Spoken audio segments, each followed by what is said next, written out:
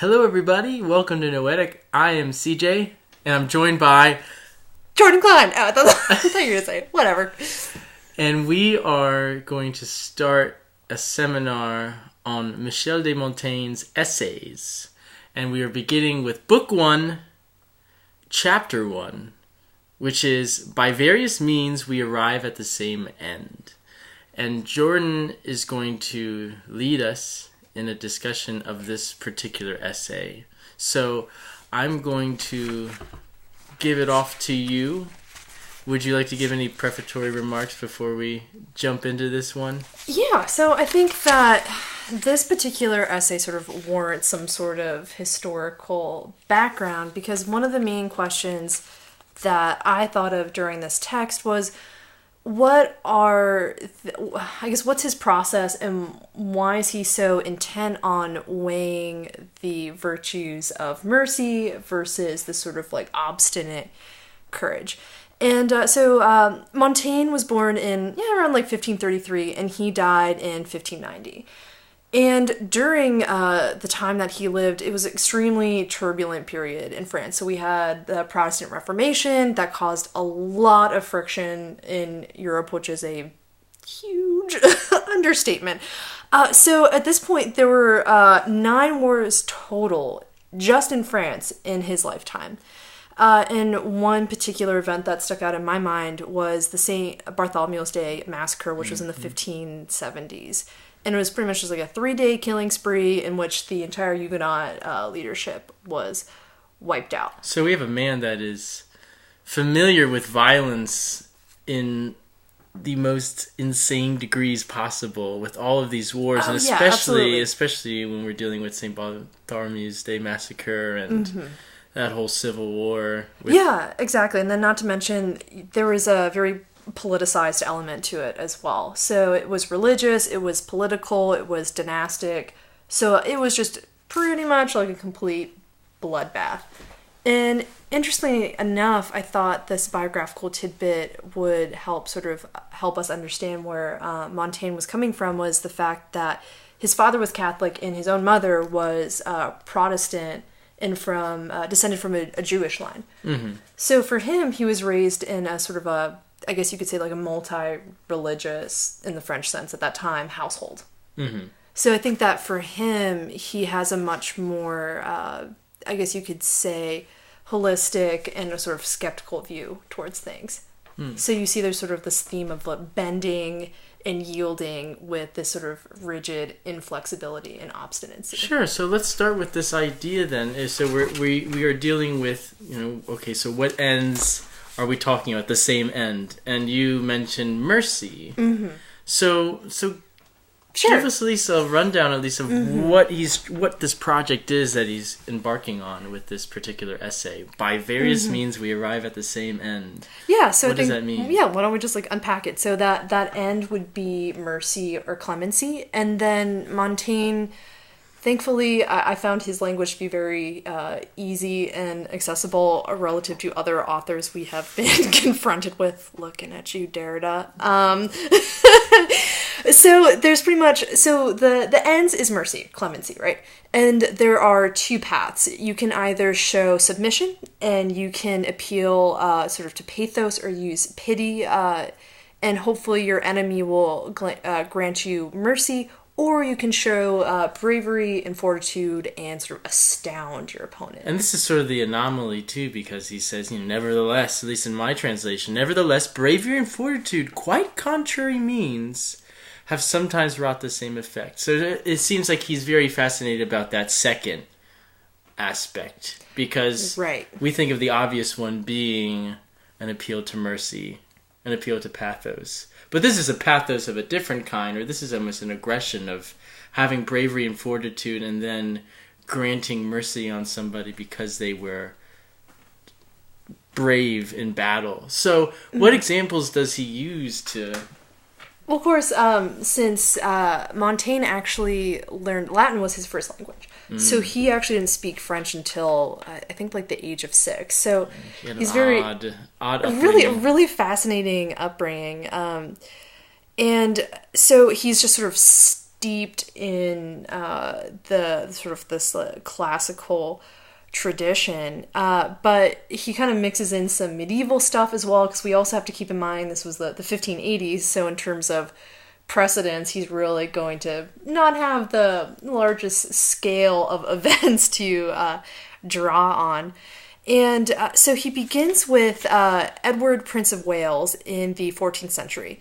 And he was really well known during the 100 Years' War for sort of being this like prodigal child. He won his first battle at the age of 16, which I thought was particularly interesting. And so Edward marches to this city, and it's oh my gosh, let me look for this pronunciation. What exactly happens? What happens with Edward? Yeah, so in the midst of this war, because this town, and I'm gonna botch the pronunciation, Limoges. I don't speak French, That's okay. so like mea culpa to our Francophiles. And so this was actually an English-owned city. And the bishop of this city was pretty good friends with Edward. I mean, he even had his godson. They had like a godparent, godson relationship with his own kids.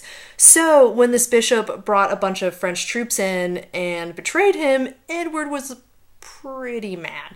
So he sacks the city, and he's about to put everyone to the sword, and you know, the women, children are appealing to him, and it's not the appeals of the non-combatants that basically end his relentless quest for revenge. It's these three noblemen that he says that just keep on fighting, and it's this display of defiance that he admires. Mm-hmm. And then he grants the whole city clemency. Sure, and I think one thing to note too is that his examples aren't necessarily hinged upon us knowing these historical facts that you are mentioning right now, but they do lend us examples about how valor can also bring about mercy. So maybe you want to give us like one more example, because he does just give us one after the other. It almost adds up to this, okay, Montaigne, I think we get it. Right. So I think that my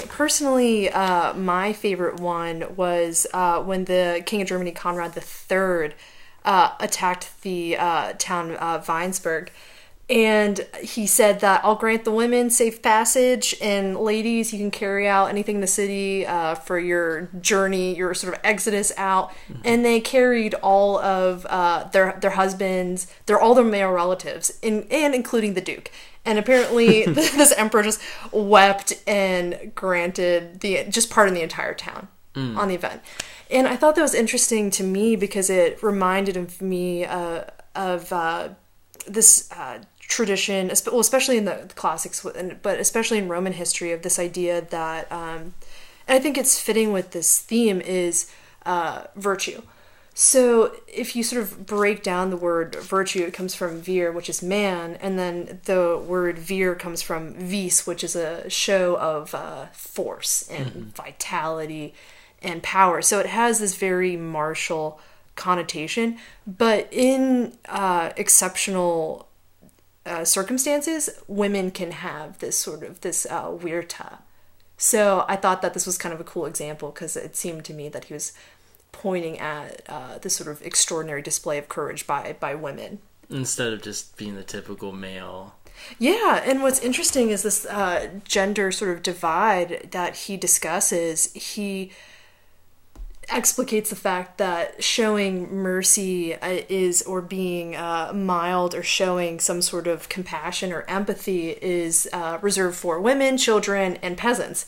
And then sort of almost in the same breath, then he admits, that's my tendency, that's where I lean towards. So I thought that it was interesting that he basically admitted that he had the tendencies of a commoner or a woman. Yeah, go on to that, because we do get all these examples, and then this is the unique form of what Montaigne is projecting, at least with the essays, is then he introduces himself in there too. So after all these examples, he then says, well, I'm more likely just to be of the first kind, because I could just show mercy to anybody, honestly. Right? Yeah, exactly. So, and to me, it kind of makes me wonder if there's more of a utility to showing clemency, because he juxtaposes this sort of stoic view of being absolutely resolute and sort of refusing to break, with this more skeptical view that says, hey, you know what, let's like pause for a second here and sort of let's weigh the outcomes of what this obstinacy can accomplish. And yeah, I mean, I think that he gives the case of Alexander, I thought, was particularly interesting, because he also proves that obstinacy is not always the best route. Yeah, or especially if we think, okay, so if you just be brave enough, then you will be granted mercy. But like you said, it's not always the case. And he gives a couple examples, but the Alexander one was very fascinating too, because here we're dealing with, I mean, again, Alexander, this, as he says, the boldest of men and so gracious to the vanquished. So he already sets up this idea that Alexander usually does resort to mercy in some respect, that he is of that generous nature of a benevolent king, of a Marcus Aurelius, say, that we discussed prior. But what does he say? What example does he use? Right. So it's when he storms Gaza, and there's this one captain, I think my translation is Beltus, and he refuses to bend his knee, and he just absolutely just refuses to submit. And Alexander says, okay, great, so you're captured, and guess what? I'm gonna spare your life, and you're gonna be subjected to every torment imaginable. Have fun with that. I love the little quote that Montaigne attributes to Alexander, or at least maybe from whatever books he gathered. And I think Alexander was saying to Beltus, has he bent a knee? Has any suppliant voice escaped him? Truly I will conquer the silence, and if I cannot wrest a word from him, I will at least wrest a groan. Just that idea that he's just gonna go at him, and even if he kills him or doesn't say anything, that's fine, as long as he can just get him to dispel some kind of guttural groan in agony. Yeah, it's that indignation of, I'm gonna get... It's kind of like the means and the ends, right? It's by, like, whatever means, I'm gonna get you to that end, which is to sputter something. Yeah, but Montaigne's trying to wrap his mind around this. He doesn't understand, and in the last bit of the essay is him trying to say, well, why could he have done this? Why could have Alexander done that when usually he's been of a more merciful vein? Yeah, and I think that this is where Stoicism comes in, and I was thinking about this, and I thought, well, there's a lot of stuff kind of floating around with imperial literature, sort of on these sentiments, and I picked a few of these quotations, and I thought that we could maybe mull these over and see if this will help us answer this sort of perplexing case of Alexander. And in Seneca's De Ira, he says, men whose spirit have grown arrogant from the great favor of fortune has this most serious fault. Those whom they have injured, they also hate. Okay. So, I mean, with Montaigne, maybe we can relate that to what he says. Because I think we have to kind of go back and see, okay, how does he try to justify what Alexander did? Or I think it almost seems as if he's just trying to wrap his mind around this particular event. And maybe he does use this particular stoic lens of, okay, well, if he's really going to go at somebody with this vengeful energy, then maybe it is some kind of wrathful hate. And I think he says in one attempt to get at this proposition, or at least he says, let me list off some of this, can it have been that fearlessness was so familiar to him that he respected it the less for not being able to admire it? So the sense that maybe he was like he was a fearless person, but at the same time he couldn't admire it in anybody else, and that frustration maybe led him to kill or maybe to hate. So maybe it goes back to that Seneca quote too, where if he's not able to relate to these people or see his own virtue in somebody else, then maybe he just had to kill him or just resort to not showing any mercy. Yeah, and I think that there's that element of envy that Montaigne alludes to, and I thought here's another sort of snippet from Seneca that I thought was interesting. He says, "A contest with one's equal is hazardous, with a superior mad, and with an inferior degrading." Can you read that again? Sure. A contest with one's equal is hazardous, with a superior mad, and with an inferior degrading. So it almost seems, Montaigne goes on to even say too, as another option, or was it that the natural impetuosity, I think that's how you say it, of his anger could brook no opposition? So there's this idea that his anger could just knew no bounds, and he had to go against him. Or like you said, it was a meeting of equals, at least in temperament, right. And he just, and maybe what, and who was it again that said that? It was Seneca. Maybe Seneca is saying that, okay, well, the one that is more angry or of a more, I don't know. Yeah, I don't get that last point. I don't really get the last point of that quote. So I think that it's that idea that if you find someone that is so inferior, you're going to just view them as a fruit fly. But it's pretty evident with this account that Alexander is so incensed that he's not getting that sort of bowing submission, that he views him as a threat, and therefore he has to be killed. Okay, so he's pointing to the sort of, I think, that sort of danger of pride. And here's the final quote that I think might help us sort of congeal this sort of case we're making. Okay. "Only a great soul can be superior to injury. The most humiliating kind of revenge is to have appear that a man was not worth taking revenge upon." Okay. And then Montaigne, maybe in reading all of that and trying to justify it, he also says, or that he esteemed it so peculiar to himself, talking about Alexander, that he could not suffer to see it in so high a degree in another without vexation and envy. So the sense that he couldn't reach, again, I think it goes back to what you said previously, and maybe what all of these other Stoics are alluding to, that if you meet with a peer and you can't reach that certain point of accepting their virtue, then you just go mad and you attack them in some way. It's hazardous because you're just going to go crazy, and again, you're just going to lose your temper and do what Alexander did. So in all of this justification, though, I think we're left with this perplexing situation, and I think Montaigne admits it too, right? Where we're dealing with human beings.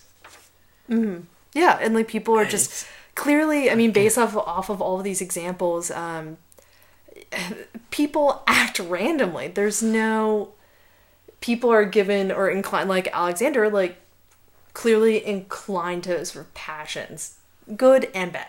Yeah, and I'll quote even Montaigne, halfway in the essay or so, he just flat out says it. I think after examining these other moments in time, and he says, "Truly man is a marvelously vain, fickle, and unstable creature, on whom it is difficult to found a certain and uniform judgment."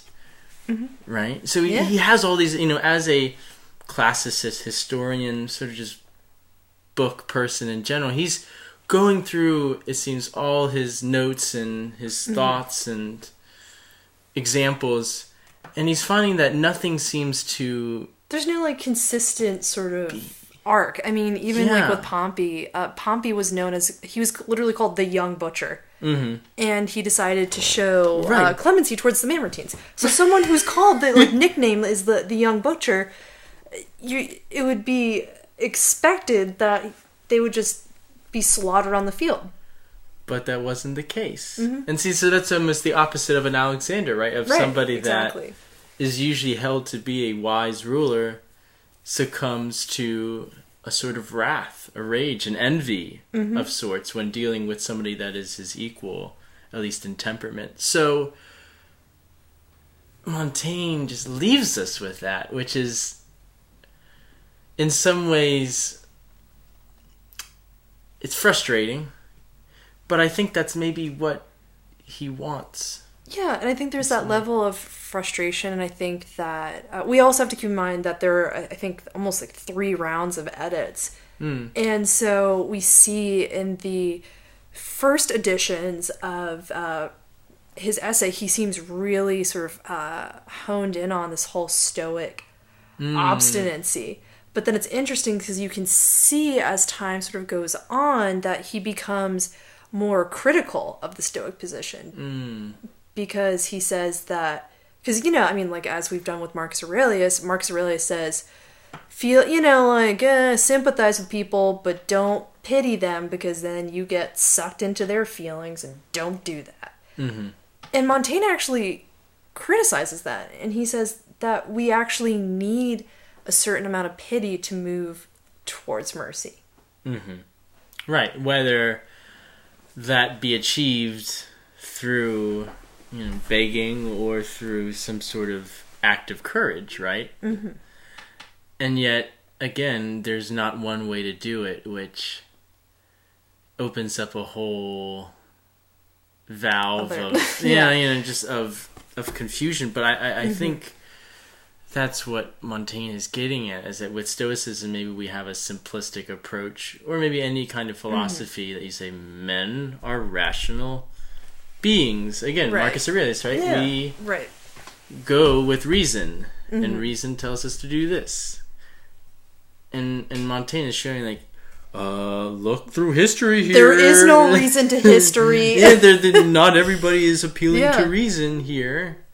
So what do we do with that, right? Yeah, or even like in the just historical narrative things, there's no really, at least in Montaigne's case at least, he's kind of saying, hey, there's no reason to history itself. So my last question for you at least is, why do you think Montaigne, besides the historical narrative that you presented in the beginning, why do you think Montaigne decided to start his essays, all of his essays, with this particular one in particular? Yeah, that's a good one. I think that it kind of, and I mean, this is me speaking prematurely, but in my mind, it sort of sets up this sort of a potential frame for us to sort of think about moral and ethics and action sort of moving on through the rest of it. So I think that he sort of gives us all of these sort of case studies, if you will, for us to sort of mull over. And then I think that maybe as we go through this first book, we'll sort of gain more of Montaigne's perceptions and see how that sort of fits in. Yeah, because we can't forget that these essays are Montaigne looking at himself. Yeah, as himself.